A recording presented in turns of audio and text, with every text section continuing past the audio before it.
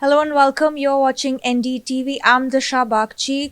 For the last 3 weeks, we've been seeing dramatic visuals coming out of Iran of massive protests on the streets, thousands taking to the streets, calling for the fall of the Iranian regime. Meanwhile, there's violent crackdown against these protests by the Iranian government, and US President Trump, meanwhile, is threatening the Iranian regime, even considering military intervention in Iran and supporting these Iranian protests. So, to decode these developments further and understand the sentiment on the ground, we have with us Haleh Blake, who's a British-Iranian activist and the founder of United for Mahsa.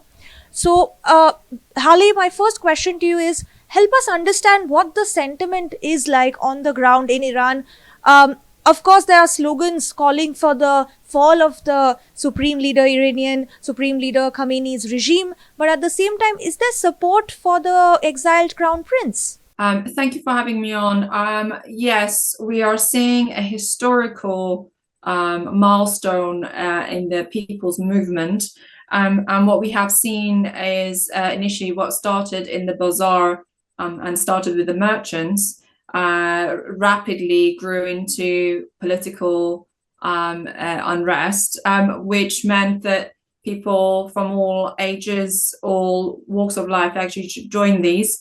And following the call of the Crown Prince Reza Pahlavi on the 6th of January, with people came out in what I can describe as a sea of numbers that we have never seen before in all 31 provinces. We have seen chants of Javid Shah, which means long live the king, and this is the last battle, Pahlavi will return, in all of the locations from the crowd. So that in itself it shows what people are asking for, and they're no longer saying what they don't want, which previously we used to see that, they say down with the regime and death to Khamenei. We still see death to Khamenei, but we are actually seeing a little bit beyond that. So people can actually envisage a future, and they have a plan for what happens next. And we've really seen that. And I've just seen scenes of a large protest in London outside of the Downing Street, where thousands have joined with the same chants that came out of Iran, Javid Shah and Pahlavi will return. So the support is really outstanding, but the support itself is for him to lead as a transition, and he's already outlaid in his communication previously. He wants to get to a secular, democratic Iran and get us to ballot boxes, and that's why you can see a large coverage and a large segment of community are coming out in his support, and people are risking their lives on the ground in Iran. And we have seen images of protesters chanting Javid Shah and getting shot at the same time. So people are living their life for that view, and the name and the family is actually bringing a lot of nostalgia for Iranians. We look back at the progress that we made. People now look at the infrastructure. When they look at economy, they look at the rial losing 98% of its value since 1979. So I think that's what people are comparing the before of this regime, and they do not trust anyone else to get us to a democratic Iran. So I would say we are seeing widespread support for him. US President Trump has repeatedly threatened the Iranian regime and also expressed support for the Iranian protests, saying that the US supports these protests. Not just US President Trump, but various US senators have also said that they support the protests and have threatened against the Iranian regime to stop their violent crackdown against these protesters. How do the people of Iran see this US support? Do they welcome the support by President Trump?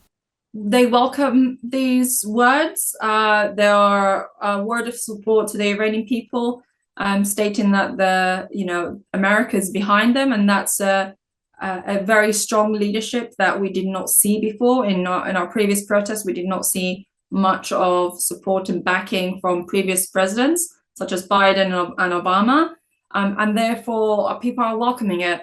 And I think those very few words that he shared on social media made people braver to go out without any ammunition or boots on the ground. So that in itself, it speaks for itself. But from what I hear firsthand from protesters on the streets, they saw that as an encouragement that this is the only chance they have to get out, and they have done so. And there are thousands and millions are paying for that with their lives. Iranian President Pezeshkian spoke today to media saying that the government is working on economic reform to fix the economic crisis, the fall of the currency. But at the same time, he threatened the protesters, saying that they must stop causing instability in the country, this unrest in the country. So how do you see these developments? Do the people of Iran believe in the president's words that economic reform will take place? Well, first and foremost, we actually see the president as a selected president, not an elected president. And what we know is that this regime has never done anything to improve the economy since its inception. It doesn't matter which type of president is in power.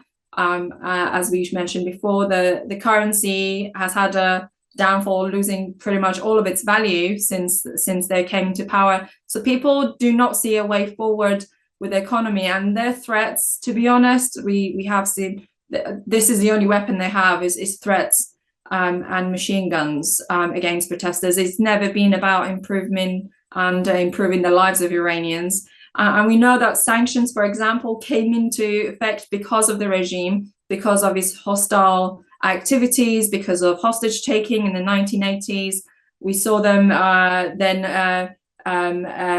assassination of dissent in Europe. It's those very specific elements that made the international community concerned about the nuclear weapons, and therefore the sanctions were implemented in 2006. Iranians know exactly the timeline of these events, and therefore these threats are very much repeated president on president. And from what I hear on the ground from the people, they have nothing to lose and everything to gain. Now, some pictures from these protests that have been going viral show women burning pictures of the Iranian Supreme Leader Khamenei and burning cigarettes from these pictures. And now these pictures have really gone viral and have increased the support for these protests. So how do you see these visuals and in a sense, women really taking the front stage when it comes to the protests? I think what we see today is a result of all of the other protests we've ever seen in our timeline since 2009, or 1998, 2009, 2019, and 2022 being Women Life Freedom Movement, where women were coming out in protest.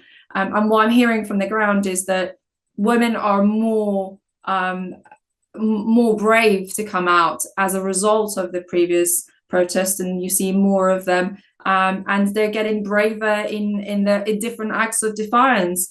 And as you saw, the burning of portrait of Khamenei is an act of defiance itself.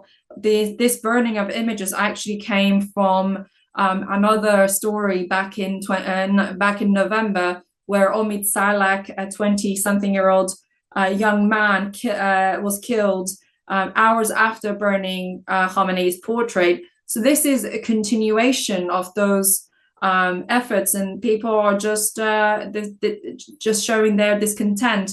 And women are also hand in hand with men protesting. I've also seen images of women, elderly women, outside protesting, women in hijab on the corner, just chanting death to dictator. And I've seen people going out in wheelchair. I've heard of accounts of people going out with their kids in strollers. So these are not terrorists. The images are clear. This is all segments of the society and all ages, to be fair. Now, many are calling this protest a digital revolution, saying that this protest was largely driven by social media, and the fact that despite an internet blockade imposed by the Iranian government, social media played a big role, and even Elon Musk's Starlink has been has been a big help to the Iranian protests. So how do you decode this? No, it's very much on the streets, and people have had a journey to get to this point. I've had 46 years of journey to this very point. What I've seen in the past 3 years is a lot of re-education from the population trying to learn about their past and the truth and debunk propaganda. So the last 3 years has really been intense, especially with all the mass murders we saw during Masa Amini. The executions from that protest were still going on. So were witnessing late last year of execution of protesters of that movement. So this is not I wouldn't call it a digital protest. It's very much on the ground, it's on the streets, and it's people's livelihood. So it's very, very real, in fact. Now, you mentioned that there was a massive protest supporting the people of Iran in London. We've also seen visuals from LA, from across the globe, of people coming to the streets in support of the people of Iran and the protests taking place in Iran. How do you see this support, and how do you see, is the Iranian diaspora really now coming together in support of the people of Iran? Oh, absolutely. The diaspora was really empowered 3 years ago when we all started translating news coming out from Iran, and we've been practicing working together ever since. So we've worked together for this very moment to be able to cascade the voices from within, but also to support their efforts outside and literally mirror what they're doing inside to the best of our capability. And that's why you've probably seen large protests in Canada and LA, where there's a huge population of Iranians residing. This is really a mirror, and the diaspora is very much connected and working together. Now, my last question to you is that, Haleh, how do you see this really play out? Because on one hand, after 3 weeks, protests are only growing larger. At the same time, the crackdown from the Iranian regime, the government, is becoming more and more violent. The death toll is growing. At the same time, US President Trump continues to back these protests. But at the same time, reports suggest that he's also considering military intervention, military strikes in Iran.